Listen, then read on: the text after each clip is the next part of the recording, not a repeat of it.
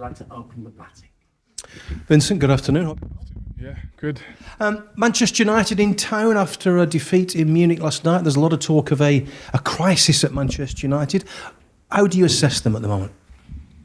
I'll only try and assess them in a way that I need to do for my team. So strengths and weaknesses, I've been in a big club before. I know what it is when you lose a couple of games.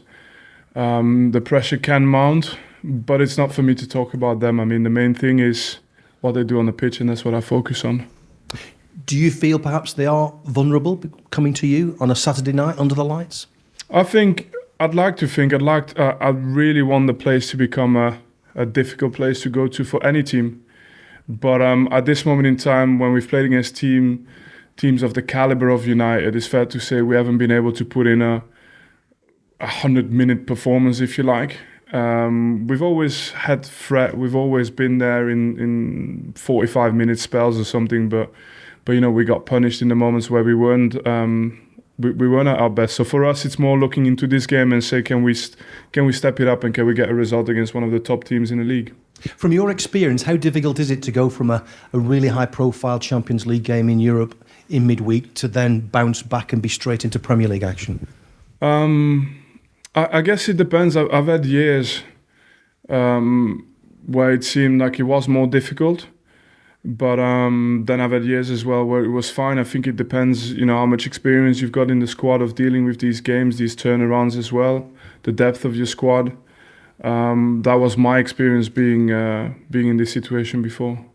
There's talk of mental strength. I mean, in terms of your experience, again, they're going to have to be on it, aren't they, Saturday night? Because you'll want to give them as big a test as you can possibly provide. Yeah, I mean, the main thing is, when you mentioned mental strength, I was like, almost hopefully it was finally a question about Burnley, but it's about the mental strength of United we're talking about again. Sorry. So I'll talk about the mental strength of our team. Like, we've had 3 games against 3 of the top 8 sides, I would say, in this league. The gap has always been there. We played 2 games against teams like Forest where we felt that we were on an even playing field, and it's for us now to make sure we close that gap with the teams at the top. I'm really looking forward to this game in terms of seeing if we've made those steps forward, and then I really believe in the attacking threat we have in our team being able to do something, and hopefully that shows on Saturday. What gave you the greatest satisfaction at Nottingham Forest on Monday night? Solid performance. All round, down to 10 men as well, so then you dive into like character territory, and even then we were solid. Nottingham Forest came off the back of a result against Chelsea where they kind of caused an upset, and for us it was good to see that twice we played against them and twice we weren't less than them, and but the challenge is United now, and that's something I'm looking forward to see if we've made progress. How big a headache have you got losing Lyle Forster? Because you clearly need to think about a new central striker. Have you made your mind up? We built a decent squad. There's a few players that I would have liked to see anyway.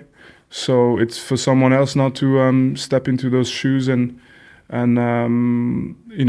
give it its own flavour, and hopefully it'll be something that pays off on the day. And always quite a good occasion when United come to town. Has anybody mentioned to you Robbie Blake, 2009, Burnley's first ever Premier League goal against United? Not yet. I know everyone that scored against Man Utd, though. They remind me enough of that. But no, not yet.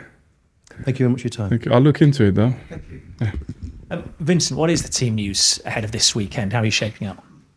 Other than the obvious Lyle Forster with the suspension, I think obviously we'll have to manage that situation, but everyone's healthy, everyone's ready to have a go on Saturday.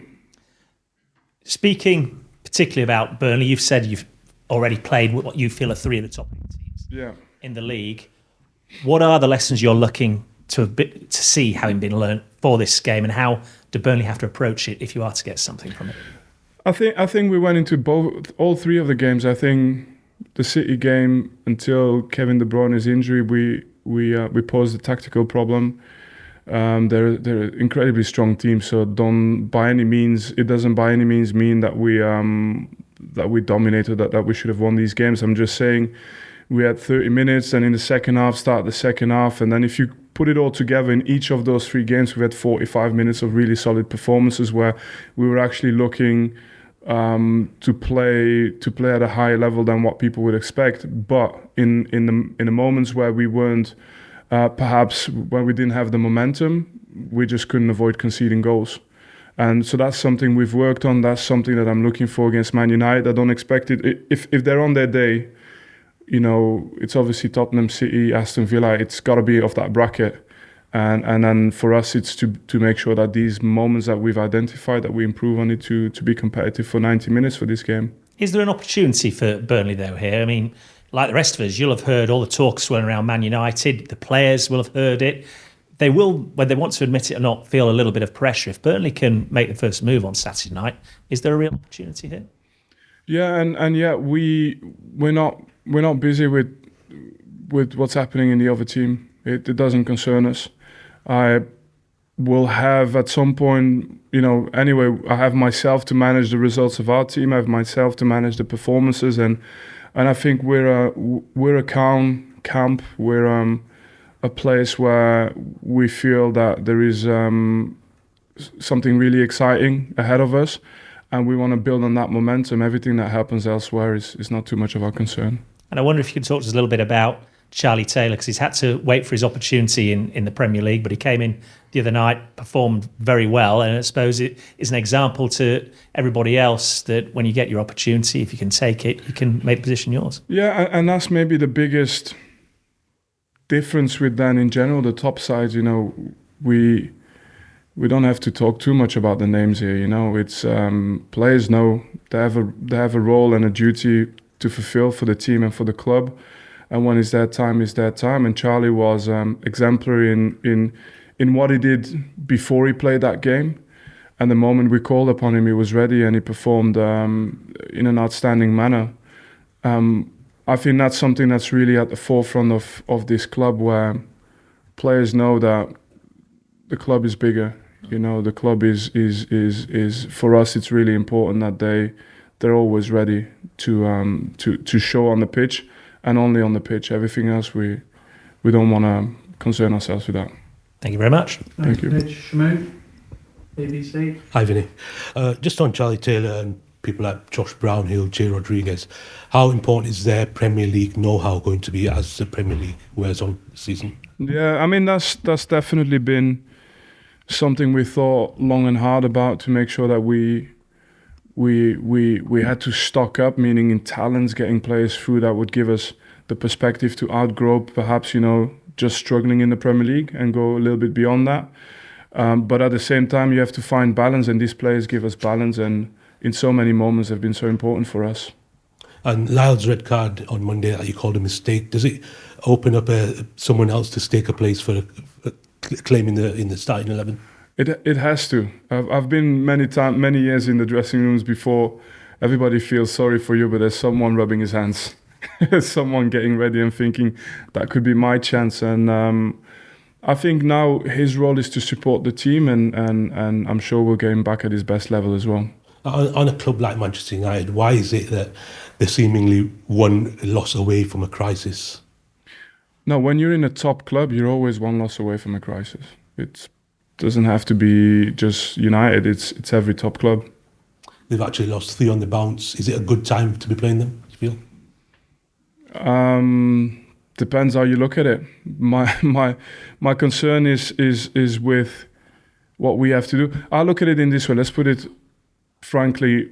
In my opinion, I have to prepare our team to play against the best possible United team, with momentum, with ambition, and with all the problems behind them. If they turn up any different way, then we'll see. But I prepare my team for what I've seen them do when they're at their best, and we have to find solutions to play against that. And Ten Hag, as we know, has had a lot of issues to deal with this season. As a fellow Premier League manager, how have you looked at it? How do you feel he's dealt with those? I think just in general, the job of being a manager is no different than being a manager in any other environment. You always need time to adapt and time to improve whatever you've got in mind. It's not just for Erik Ten Hag; it's for all of us. And one thing this manager has demonstrated is that he's extremely capable. So there's absolutely no doubt in that. And I think that all the rest it's the outside world, and sometimes you don't control it. And just finally on the Turf Moor atmosphere that you've spoken about, are you particularly excited by this one on a Saturday evening? Yeah, especially we've given our fans, out of 5 games we've played, 2 were away from home, and that's where we seem to have had the most joy. So I would definitely hope that, look, eventually one of these games will be ours, and I think the whole team lives to deliver this kind of moment for our fans. The wait at the moment will make us enjoy it more, I suppose, but if it's on Saturday, then we'll be very happy with that. Thanks, Shamoon. Ian, PA Media. Hi, Vincent. I promise this is a question about Burnley, but we've spoken a lot about the noise around United at the moment. What is it? Is it different at a club like Burnley, and how is it different? Yeah, it's massive. You can't compare. And remember, I understand it because I obviously come from Anderlecht, which it might look like it's a smaller club, but in its environment, it's a big club with the same kind of pressures, and that's why I can relate to. You're never further than 1 game away from a crisis, and you can go around explaining as much as you want what's happening, the logical reasons behind it, and you can lay it all out, but it never seems to be easy to control that. So I've lived it. I think that when I look at Burnley, the difference is that if the difference with my experience when I was in Belgium, for example, is it's a very calm environment, rational. Every now and then you come and ask me a question about a player, and I come and tell you, go down the road, and go and ask it at City, at United, at Liverpool, over here. It's focused on work, on finding solutions. There's people that can critique each other, back each other. So the environment is really good, and that's not a given in football. It's very difficult to find that. So the environment, do you find that more constructive in terms of keeping focus on what you're trying to achieve? No, I think it's just naturally more possible. I think big clubs bring what big clubs have in terms of, pressure. And there's nothing you can do. You should embrace it, by the way. It is what it is. And I want to make very clear, I'm not talking about our opponents of Saturday. I'm talking about my experience. And then I look at the situation here. I think the ambition is there. There's no change. We want to win all the time. But I think all the expectation matches where we're at the moment. And obviously with time, hopefully it'll grow. But it's a really healthy environment to work in. And I can really appreciate that. Thank you. Thank you. Okay, let's move on to the embargo.